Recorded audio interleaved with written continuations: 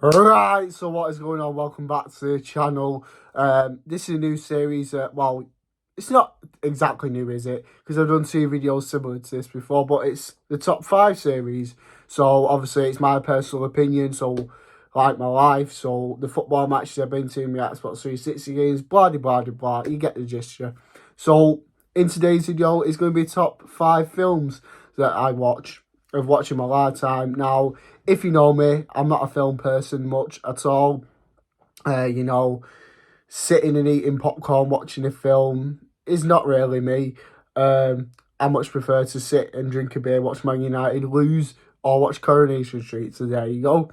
But yeah, it's all down to personal choice. I'd like to know your thoughts on these films that I've selected, and what your top five films are.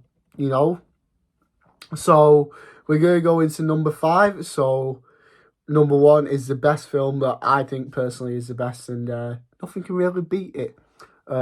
So in number five, we have gone with a Romeo and Juliet, a classical William Shakespeare film, a love story. I think this was one of the first, 1968 it's come out in.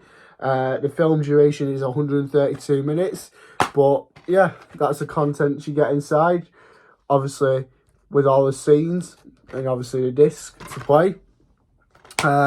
Now, if you're not familiar with a Romeo and Juliet, which I'm sure you are, it is a film based on these two people, obviously Romeo and Juliet, in separate accommodations. Both hate each other in the accommodations. The Montagues and Capulets. And obviously, you have to find a way to sneak out, see each other, make love to each other, basically. Juliet ends up dying because she thinks Romeo's dead, so she kills himself. And then obviously then proceeds to follow. And they both die at the end. Well, yeah, it's a classic. Could not get any better, to be honest. The next film, it's a Disney film. You may have just seen it, you may not have. It is Jim Carrey's Disney's A Christmas Carol. Now, I cannot tell you how much I love this film. Every Christmas it goes on. I don't care. You know, your nativities, your Home Alones, your Santa Clauses, your elves, you know. Nah, not for me. This is the best Christmas film ever. I think Jim Carrey plays it very well as Ebenezer Scrooge.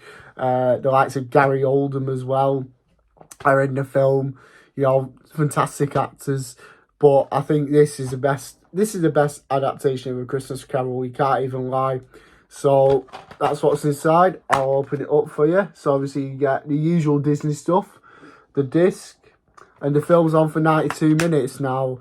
If you don't know what A Christmas Carol is, or you're living under a rock, but if you've done your GCSE English, then you should all know what A Christmas Carol is. So obviously it starts as Scrooge. His business partner Jacob Marley dies, and then we fast forward 7 years later, where Scrooge's counting house is visited by the charity, rejects the charity, don't want to give or donate.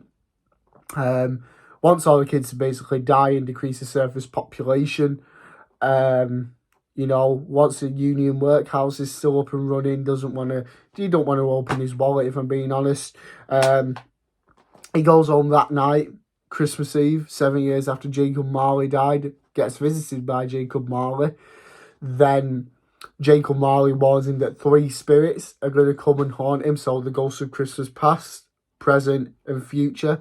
So the ghost of Christmas past then proceeds to take him through his past Christmases. So as a child, with his sister, you know, as an apprentice with a Fezziwig, you know. And then Ghost of Christmas Present shows a present. So in the Cratchit house with Bob Cratchit and obviously Tiny Tim is ill. And the fear that next Christmas he might not be at the table, Tiny Tim. Ghost of Christmas Yet to Come, which is obviously the future one, basically comes and shows Scrooge that he's going to actually die on Christmas Day. And then after that, he wakes up and realises it was all a dream, but that dream has made him change. Because towards the end, he shouts Mrs. Dilber, wishes her Merry Christmas, and obviously she goes off thinking he's crackers, and rightly so. She has every right to feel like that. I don't blame her. But yeah,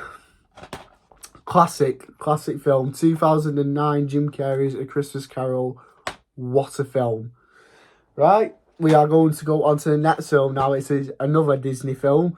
Don't worry, there's no more Disney after this one. But we're going back to one of the first ever Disney films, if I'm being honest. You know, this film's a 90s film. It's been made into 4, soon to be 5. And it features Tim Allen. I'll give you a clue. Woody's Roundup. And no, it's not Toy Story 2. It is the first ever installment of Toy Story. Now, this was childhood. This was childhood. I don't know how many times I'll see it again. The acting in this is phenomenal. So, obviously, the film starts off with Andy playing with Woody as a kid. And then getting Buzz Lightyear, which then kind of replaces Woody in the move house. So, they have to pick moving buddies. And Andy is going to pick Buzz. But Woody fears that he's going to get replaced forever. Starts trying to, obviously, fight his way back. They both end up. Woody knocks Buzz out the window. Then Woody has to chase after Buzz. They end up in a fight. End up at Peter's Planet. And then Sid, which is Andy's neighbour, claims them. And they're obviously in there being traumatised with the other toys that have been traumatised by Sid. And then, obviously, Mr. Potato Head, Slinky, Bo Peep all spot Woody and Buzz across and try helping him across, but then Woody pulls Buzz's arm, which obviously come off because Buzz fell down the stairs. Then that does result in, obviously, all of them dropping Mr. Potato Head, dropping Woody, and then the day of the move comes and Sid's about to send Buzz into space with a rocket, or blow him up. They escape that. They catch up to the moving van. Then they lose track of the moving van. Then they light a car with a match and a rocket. And Buzz, falling in style, not flying, lands in Andy's car with Woody, and they have a Merry Christmas, and it's just a happy ending. There's what it does look inside. Obviously, it's just a disc. The next one is an absolute banger. It's better than James Bond. It's a spy film. It's 2014, Kingsman: The Secret Service. There's what it looks like. There's the disc. Now this film is an absolute banger of a spy film. The Golden Circle as well is equally as good. It starts as a secret organisation in a tailor shop that goes underground, and they have to complete tasks to see who can become the best, and Eggsy does. And then they have to try and stop Samuel L. Jackson, which plays the villain in this. He's created a SIM card and adapted it into people's necks and stuff, basically trying to control them and his way of life, perceived of life. And Eggsy, Galahad have to try and stop him. It's a fantastic film. The fights are amazing. The stunts are amazing. Colin Firth plays a fantastic role in this film. And yeah, it's just a perfect film. Oscar-winning nominee, this is. That's how good it is. The film duration is 123 minutes long. It is a pretty decent film. But the next we're off to Watford, where this was filmed. Warner Brothers. We're off to your world, Hogwarts. It is Harry Potter and the Chamber of Secrets. In my opinion, the best Harry Potter film ever made was this one. Is what it looks inside. Obviously, it's the special edition. So you got, obviously, the feature film, which is there. And you've got special feature disc, so like behind the scenes. That's actually the old Dumbledore, which is played by Richard Harris. He died shortly after filming The Chamber of Secrets. And Michael Gambon took over. Obviously, he passed away this time last year. So yeah, this film, starts obviously at Privet Drive, which is home to Harry's uncle and aunt. They treat him like vermin. Then Dobby the house elf shows up in the bedroom. When Dobby does, it all goes to hell. Dobby tries to stop Harry Potter from going to Hogwarts, takes his friend's letters that are written him over the summer. And obviously, Bernard bars him up in his room, cages. The Weasleys come rescue him. drive back to the Weasley household. Then from there they go to Diagon Alley, meet Draco Malfoy's father, Lucius, for the first time. Played by Jason Hart, fantastic actor as well.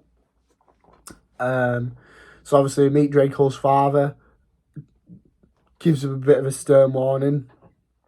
Then obviously train station, try to get through the barrier. Dobby stops that. They don't know it's Dobby. Gets to Hogwarts. They're nearly expelled. They have to do detention with Gilderoy Lockhart, which is the defence against the Dark Arts teacher, who actually never makes an appearance after he's pushed down into the chamber and knocked out. But yeah, the Chamber of Secrets was last opened 50 years ago by Tom Riddle.